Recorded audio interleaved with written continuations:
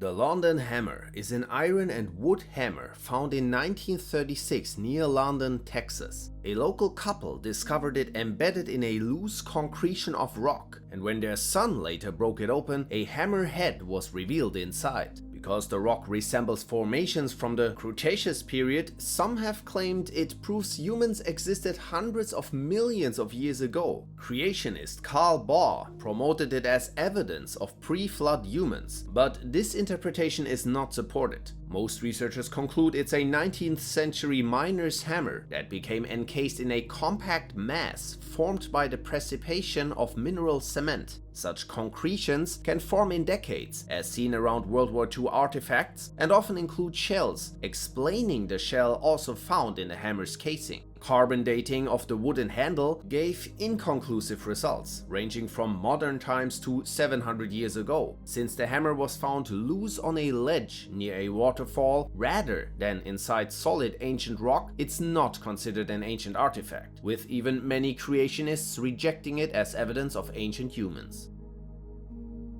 The Peruvian alien mummies. In 2017, strange mummies with long heads and three-fingered hands were found near Nazca, Peru, later promoted as alien bodies, gaining worldwide attention. In September 2023, ufologist Jamie Mawson presented two of them at a congressional hearing in Mexico, claiming they were 1,800 years old and had unknown DNA. The mummies, however, turned out to be fakes. The body named Maria was dated to around 245 to 410 AD, but closer study showed it was an ancient human corpse covered in plaster to hide modifications. Other mummies were cobbled together from parts of humans and animals. CT scans revealed one skull was actually from a llama, with the human bones glued into place and reinforced with paper and metal. Peru's Ministry of Culture seized several of these bodies, confirming they were hoaxes. The person behind them had already been convicted of grave robbing and corpse manipulation. The case is connected to the black market trade with mummies in Peru, where looted bodies are altered and sold.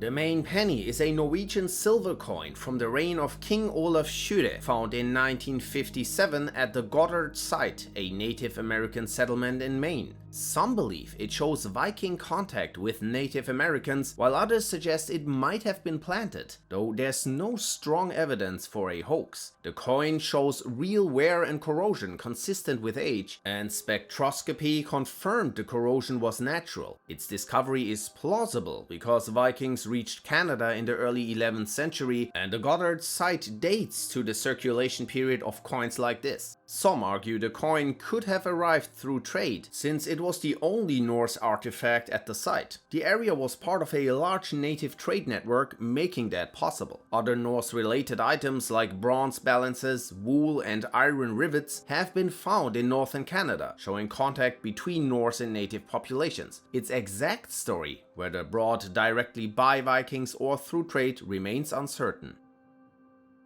The Wolfsegg Iron, also called the Salzburg Cube, is a small iron object found in 1885 in a coal seam in Austria. The coal was estimated to be 20 to 60 million years old, which sparked claims that the object was an out-of-place artifact. Despite its nickname, it isn't cube-shaped, but more like a rough egg with a groove running around it. The mystery is how such an object could exist millions of years before humans. Theories have ranged from it being a hoax, a natural oddity, or even evidence of extraterrestrials. At first, it was suggested to be a meteorite, but later studies ruled that out, as it lacked the nickel and other elements typical of meteoric iron. Tests in 1966 confirmed it's likely cast iron used as mining ballast, though its exact purpose is unknown. Some believe it was artificially made, while skeptics argue it was just an unusual chunk of iron that ended up in the coal by chance.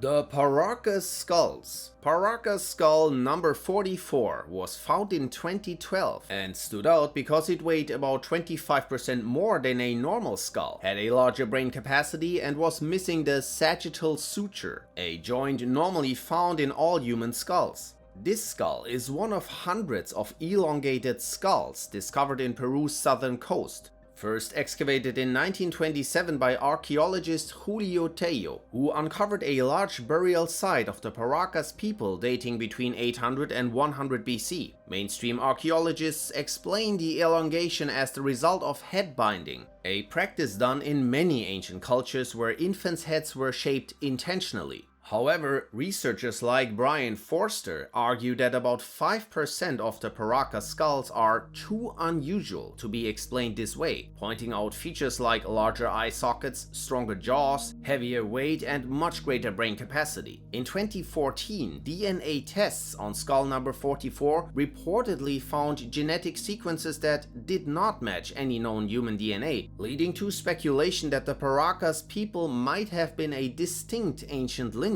though many scientists remain skeptical and say that contamination or testing errors could explain the results.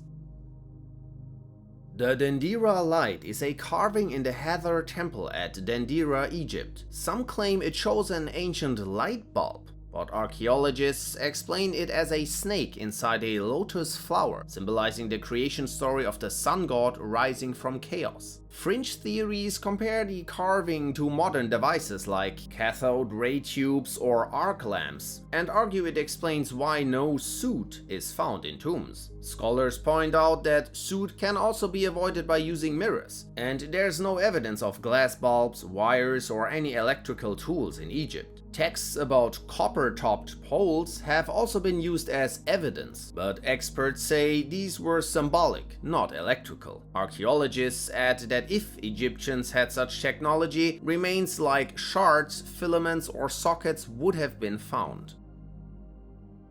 The Piri Reis Map was drawn in 1513 by Ottoman Admiral Piri Reis. Only a third of it survives today, kept in the Topkapi Palace in Istanbul. It was presented to Sultan Selim I after the Ottoman conquest of Egypt in 1517, then disappeared until it was rediscovered in 1929. The map is famous because it shows South America in great detail, and is the only 16th century map that places it correctly in relation to Africa. Piri Reis wrote that he based it on about 20 older maps, including one of Christopher Columbus that no longer exists. He even included notes about Columbus's voyages, describing encounters with natives and snakes. The southern part of the map curves eastward and has been mistaken for Antarctica, but Piri Reis described it as hot and full of spices and animals, which clearly doesn't fit Antarctica. Scholars think it may instead represent a guessed extension of South America or the mythical Terra Australis. Fringe theorists like Charles Hapgood and Erich von Däniken claimed the map was made by lost civilizations when Antarctica was last ice-free, but the map itself is not especially accurate. It shows errors like Cuba attached to Asia, Hispaniola resembling Japan, and even fictional islands. Despite these flaws, it remains one of the most talked about maps in history.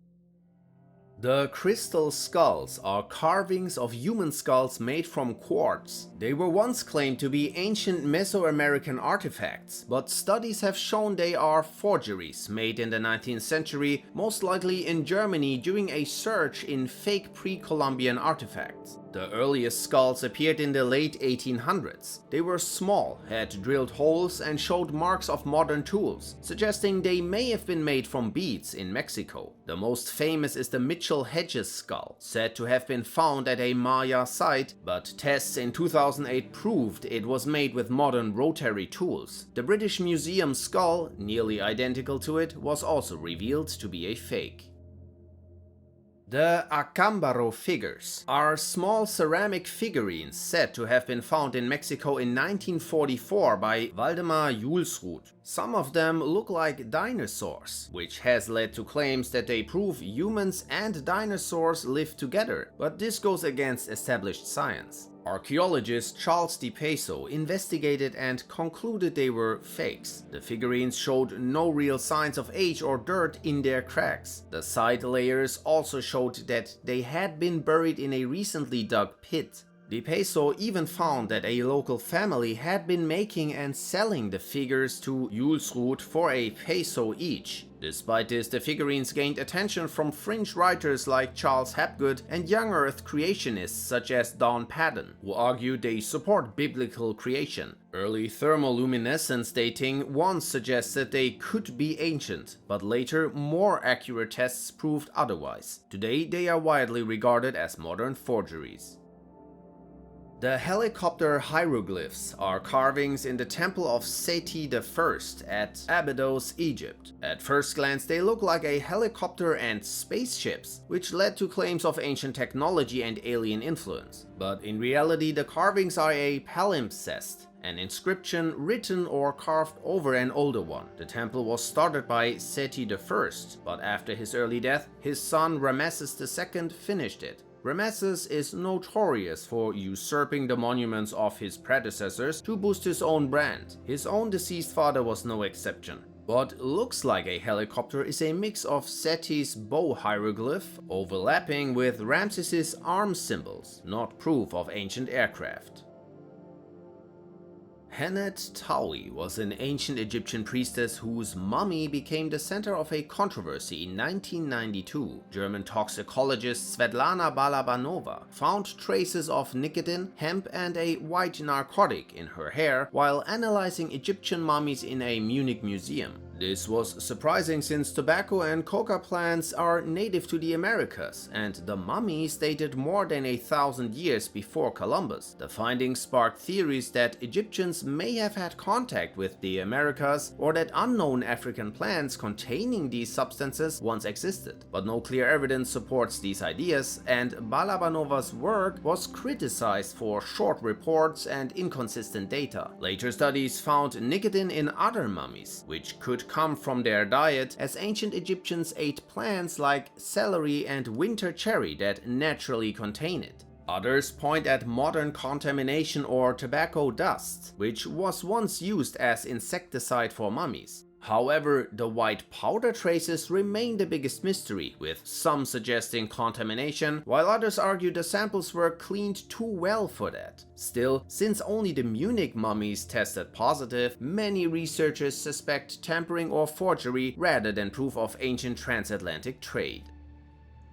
The Kensington Runestone is a famous 200-pound slab of sandstone found in Minnesota in 1898 by Swedish immigrant Olof Åman. Its runes describe a group of Vikings and date themselves to 1362. Experts consider it a 19th century forgery. The stone shows little weathering, and its language mixes modern Swedish, Norwegian and English words not used in the 14th century. Its layout and markings also differ from genuine Scandinavian runestones. The stone was likely created by Scandinavian immigrants to support stories of Viking exploration in North America. Despite scholarly consensus calling it a hoax, some enthusiasts still defend its authenticity. The city of Kensington's website says the stone is genuine and that blue-eyed Mandan native Indians existed. Historian Hjalmar Holan argued that holes chiseled in rocks near Minnesota lakes were used by Vikings to moor ships, though these were likely made by 19th century settlers.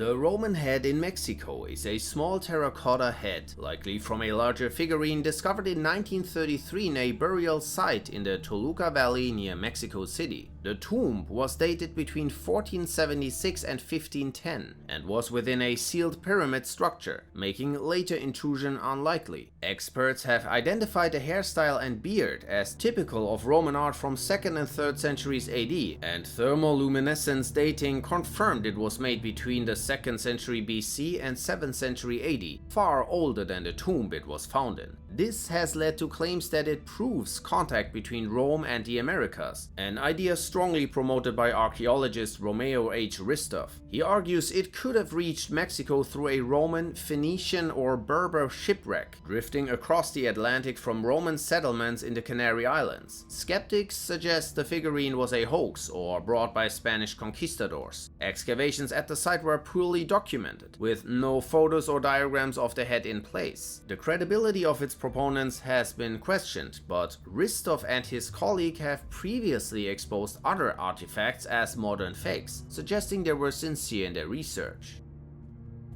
The Sabu Disk is a carved stone object from Egypt's first dynasty, discovered in 1936 by Walter Emery in the tomb of Sabu near the Step Pyramid at Saqqara. Its exact purpose is unknown. Theories range from everyday uses like an oil lamp, incense burner or food tray for the afterlife, to less accepted ideas like a wheel, irrigation tool or grain mixer. Fringe claims suggest it was part of an advanced machine, a flywheel or even alien technology, due to its precision and symmetry. Others think it was a meditation tool or part of an anti-gravity device. The disk's fragile state shows it was unlikely to be a working wheel, and Egyptian tools of the time were capable of making such vessels without advanced machinery. Most likely it was a ceremonial or offering object, but its true purpose is still unknown.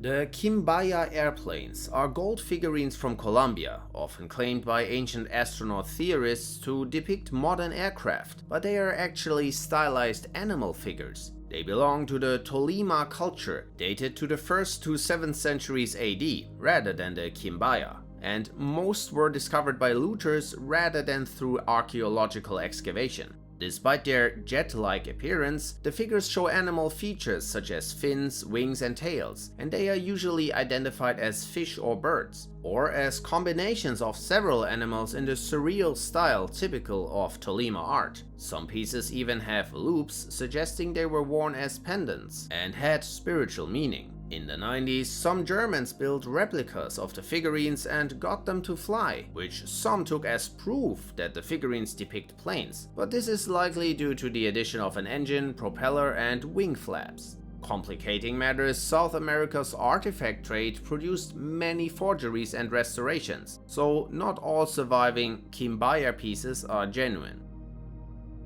The Tamil bell is a broken bronze bell with an inscription in the Old Tamil language, estimated to date to the 14th to 15th century. It was found in New Zealand in 1836 by a missionary, but its origins remain a mystery. Local Maori had been using it as a cooking pot, even though cooking with bronze was not part of their traditions, since they normally used wooden containers. According to villagers, the bell had been in their community for many years and was found tangled in tree roots after a storm. One theory is that Portuguese sailors brought it after trading with Tamil merchants, but there is no clear proof. Its presence in New Zealand at a time where there was no contact with Asia makes it an out-of-place artifact. The Klerksdorp Spheres are small, rounded objects found in 3-billion-year-old rock deposits near Ottosdal, South Africa. They've been promoted as out-of-place artifacts, supposedly too perfect to have formed naturally and therefore proof of intelligent design. Geologists, however, have shown that they aren't man-made, but natural concretions formed in volcanic sediments billions of years ago. They are not perfectly round either, but vary in shape, and some even interlock like soap bubbles. Claims that they are made of a mysterious nickel-steel alloy or harder than steel are false. Tests show they are softer than glass.